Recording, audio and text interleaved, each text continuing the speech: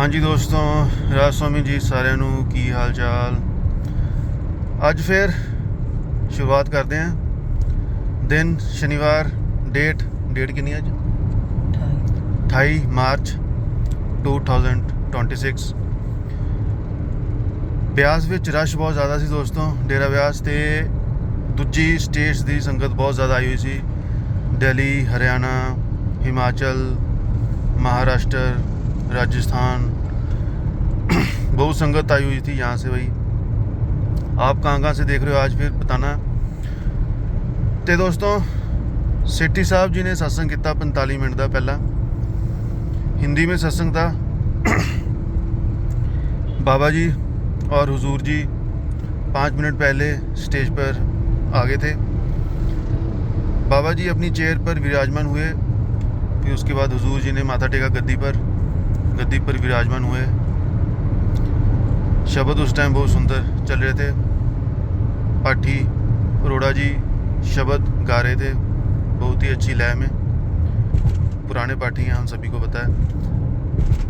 और सत्संग आज सेठी जी ने जो किया, तुलसी साहब की वाणी थी। शेख तकी ना जाइयो जिनहार देखना, वो शब्द आपने सुना होगा काफ़ी। उस पर सेठी जी ने सत्संग फरमाया। दृश्य बहुत ही सुंदर था।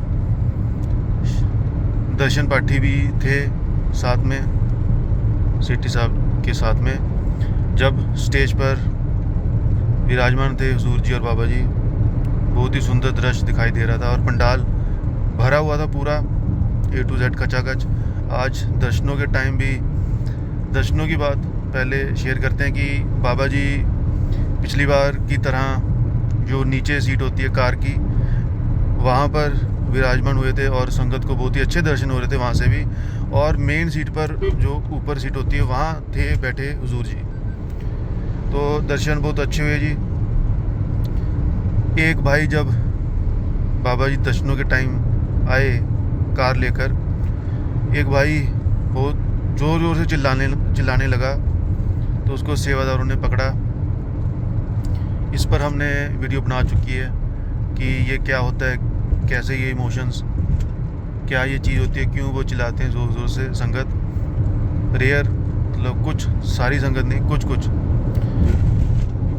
और अब सेठी जी ने जो बातें कही सत्संग के दौरान, बहुत ही सुंदर और स्पष्ट और डीपली उन्होंने सत्संग फरमाया कि देखो ये तुलसी साहब की वाणी है। बहुत ही आपकी खुशकिस्मती थी कि जो शेख तकी की कि उनका खेमा तुलसी साहब के सामने लगा। आप हज की यात्रा से आ रहे थे, बड़े ही आप परमार्थ के खोजी थे, जिज्ञासु थे। जब आपने देखा कि यहाँ भी किसी संत का डेरा लगा हुआ है, किसी महात्मा का, आपने देखा कि वो हिंदू धर्म से हैं, लेकिन उन्होंने ये चीज़ नहीं सोची। आप हाजिर हुए और परमार्थ के कुछ चंद सवालात सामने रखे, कुछ बातें की, सवाल पूछे कि परमात्मा के बारे में हमें कुछ बताएं। परमात्मा, अल्लाह, खुदा क्या है, कैसे मिला जाए। तो फिर शेख तकी ने उनको कुरान का हवाला देते हुए, कुरान के दायरे में रहकर, मुस्लिम धर्म के दायरे के अंदर रहकर ही समझाने की कोशिश की, बड़े ही प्रेम और प्यार के साथ। तुलसी साहब के बारे में भी समझाया कि आप महाराष्ट्र से ताल्लुकात रखते थे, बड़े ही परमार्थ के, बचपन में ही उन्होंने घर छोड़ दिया था और जंगलों पहाड़ों में वो भक्ति करने लगे थे। बहुत ही राजों महाराजों के ख़ानदान से थे, लेकिन आपने सब कुछ छोड़ दिया। उसके बाद उन्होंने समझाया कि जो गज़लें आपने शेख तकी को समझाने के लिए लिखी, जो शब्द, दोहे, कोट्स उन्होंने शेख तकी को समझाने के लिए लिखे, उसमें साफ स्पष्ट जाहिर होता है कि आपने किन किन बातों का परहेज करने के लिए कहा है, कौन कौन सी बातों को, नियम को अपनाने के लिए कहा है, क्या क्या छोड़ने के लिए कहा है। वो शेख तकी के ज़रिए उनको समझाने के लिए अपनी गज़लों में वो चीज़ें लिखते रहे। आप शेख तकी को समझा रहे हैं अंदरली मंजिलों के बारे में। 14 तबक भी उसको कहा है, और 2 लोक भी कई संतों महात्माओं ने कहा है कि या तो ब्रह्म है या तो फिर उसके आगे पार ब्रह्म, ऐसे भी समझाया है। 5 मंजिलों के ज़रिए भी समझाया है। तो काफ़ी डिटेल में सत्संग फरमाया उन्होंने।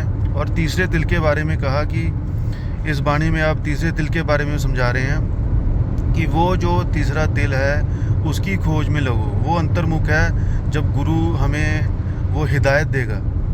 भजन सिमरन जो सिमरन है वो हमें करते जाना है कि कभी भी हमने, जैसे कहते हैं ना कि आज हुआ कल नहीं हुआ, आज हुआ कल नहीं हुआ। बाबा जी का भी उदाहरण उन्होंने बड़ी बार दिया कि ऐसे झूठे नहीं पहना, हमने झूठे नहीं पढ़ना, जो कहा है वो करना है, झूठे नहीं पहना हैगा। अब तीसरे तिल को अलग अलग भाषाओं में संतों महात्मा ने कहा है तीसरी खिड़की, शिव नेत्र, दिव्य चक्षु, उसकी खोज में हमें लगना है। और वो तब होगा जब हम सतगुरु के मुर्शिद के हुक्म में रहेंगे, सिमरन पर फोकस करेंगे, बाकी की चीज़ों पर ध्यान नहीं देंगे। उदाहरण दिया गया कि जैसे अब दुनियावी जो